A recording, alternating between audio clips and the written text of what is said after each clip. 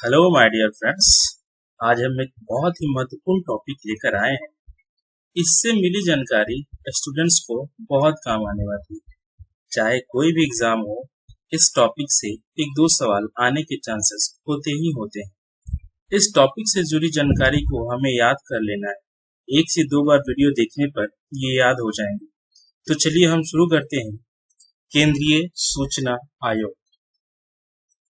केंद्रीय सूचना आयोग, central information commission of India, जिसकी स्थापना 12 अक्टूबर 2005 में केंद्र सरकार द्वारा की गई थी। इसकी स्थापना इसी सूचना का अधिकार अधिनियम 2005 मीन्स आरटीआई एक्ट 2005 के अंतर्गत शासकीय राजपत्र अधिसूचना के माध्यम से की गई थी। इस प्रकार यह एक सांविधिक निकाय है, यह संवैधानिक निकाय नहीं।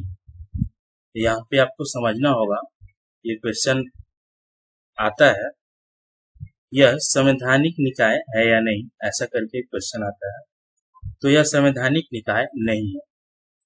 केंद्रीय सूचना आयोग, सेंट्रल इंफॉर्मेशन कमीशन, एक स्वतंत्र निकाय है जो इसमें दर्ज शिकायतों की जांच करता है एवं उसका निराकरण करता है। यह केंद्र सरकार एवं केंद्र शासित प्रदेशों के अधीन कार्यरत कार्यालयों, वित्तीय संस्थानों, सार्वजनिक क्षेत्र के उपक्रमों आदि के बारे में शिकायतों एवं अपीलों की सुनवाई करता है। केंद्रीय सूचना आयोग की संरचना, structure of central information commission. इस आयोग में एक मुख्य आयुक्त जिसे चीफ कमिश्नर एवं 10 सूचना आयुक्त इंफॉर्मेशन कमिश्नर होते हैं।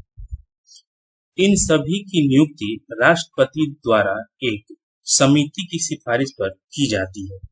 उस समिति का अध्यक्ष प्रधानमंत्री होता है। इसके अलावा लोकसभा में विपक्ष का नेता एवं प्रधानमंत्री द्वारा मनोनीत एक कैबिनेट मंत्री होता है।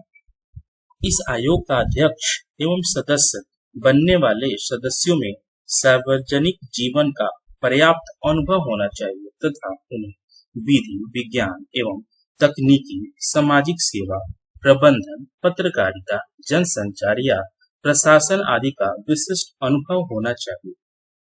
उन्हें संसद या किसी राज्य विधानमंडल का सदस्य नहीं होना चाहिए। वे किसी राजनीतिक दल से संबंधित कोई लाभ का पद धारण न करते हैं तथा वे कोई लाभ का व्यापार या उद्यम भी न करते हैं। केंद्रीय सूचना आयोग के क्षेत्राधिकार के बारे में हम जानते हैं।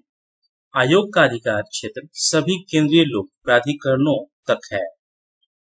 इसके कार्यकाल मुख्य सूचना आयुक्त और एक सूचना आयुक्त केंद्र सरकार द्वारा निर्धारित अवधि या 65 वर्ष की आयु तक जो भी पहले हो पद पर रहता है, वे पुनः नियुक्ति के पात्र नहीं हैं। सीआईसी की शक्तियां और कार्य। आयोग का कर्तव्य है कि वह सूचना का अधिकार अधिनियम 2005 के तहत किसी विषय पर प्राप्त शिकायतों के मामले में संबंधित व्यक्ति से पूछताछ करे। आयोग उचित आधार होने पर किसी भी मामले में स्वतः संज्ञान सुओ मोटो पावर लेते हुए जांच का आदेश दे सकता है। आयोग के पास पूछताछ करने हेतु समन भेजने, दस्तावेजों की आवश्यकता आदि के संबंध में सिविल कोर्ट की शक्तियां होती हैं। सूचना का अधिकार, right to information. Shri Kulwal बनाम जयपुर नगर निगम मामले में सर्वोच्च न्यायालय के निर्णय के माध्यम से वर्ष 1986 में आरटीआई कानून की उत्पत्ति हुई, जिसमें यह निर्देश दिया गया कि संविधान के अनुच्छेद 19 के तहत प्रदान की गई भाषण और अभिव्यक्ति की स्वतंत्रता स्पष्ट रूप से सूचना का अधिकार है, जैसे कि सूचना वाक और अभिव्यक्ति की स्वतंत्रता का नागरिकों द्वारा पूरी तरह से उपयोग नहीं किया जा सकता है। इसका उद्देश्य भारतीय नागरिकों को व्यावहारिक रूप से सरकार और विभिन्न सार्वजनिक उपयोगिता सेवा प्रदाताओं से कुछ प्रासंगिक प्रश्न पूछने के अपने अधिकारों का प्रयोग करने में सक्षम बनाता है। सूचना की स्वतंत्रता अधिनियम 2002 को आरटीआई अधिनियम में बदल दिया गया। इस अधिनियम का उद्देश्य नागरिकों को सरकारी एजेंसियों की त्वरित सेवाओं का लाभ उठाने में मदद करना था, क्योंकि यह अधिनियम उन्हें यह सवाल पूछने में सक्षम बनाता है कि किसी विशेष आवेदन या आधिकारिक कार्यवाही में देरी क्यों होती है। इस अधिनियम का मुख्य उद्देश्य भ्रष्टाचार मुक्त भारत के सपनों को साकार करना है। सूचना का अधिकार अधिनियम के अंतर्गत मांगी जा सकने वाली कुछ जानकारियां मैं बता रहा हूं। कोई भी भारतीय नागरिक किसी सरकारी प्राधिकरण से विलंबित आईटी रिफंड जैसे कि ड्राइविंग लाइसेंस या पासपोर्ट के लिए आवेदन करने या बुनियादी ढांचा परियोजना के रूप पूर्ण होने या मौजूदा विवरण की प्राप्ति के लिए आवेदन करने हेतु स्वतंत्र है। मांगी गई जानकारी देश के विभिन्न प्रकार के राहत कोषों के तहत आवंटित राशि से भी संबंधित हो सकती है। यह अधिनियम छात्रों को इस अधिनियम के तहत विश्वविद्यालय से उत्तर पुस्तिकाओं की प्रतियां प्राप्त करने में सक्षम बनाता है। हम अब जानते हैं आवेदन किस भाषा में शामिल किया जा सकता है। तो आरटीआई अधिनियम की धारा 6(1) के अनुसार एक आवेदन अंग्रेजी या हिंदी या उस क्षेत्र की जिसमें आवेदन किया जा रहा है राजभाषा में किया जा सकता है। केंद्रीय सूचना आयोग का कार्यालय कहाँ स्थित है? इस आयोग का कार्यालय नई दिल्ली में स्थित है।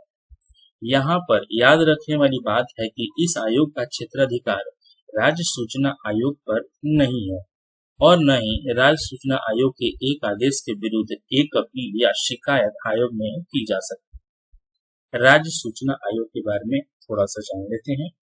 इसका गठन राज्य सरकार द्वारा किया जाता है। इसमें एक राज्य मुख्य सूचना आयुक्त जिसे state chief information commissioner SCIC तथा मुख्यमंत्री की अध्यक्षता वाली नियुक्ति समिति की सिफारिश पर राज्यपाल द्वारा नियुक्त किए जाने वाले अधिकतम 10 राज्य सूचना आयुक्त स्टेट इंफॉर्मेशन कमिश्नर SIC शामिल होते हैं। तो दोस्तों ये था हमारा टॉपिक और काफी महत्वपूर्ण टॉपिक था। आशा करते हैं ये आपको पसंद आई होगी और अपने दोस्तों को ये शेयर करें ताकि ज़्यादा से ज़्यादा लोगों तक ये जानकारी साझा की जा सके। Thank you.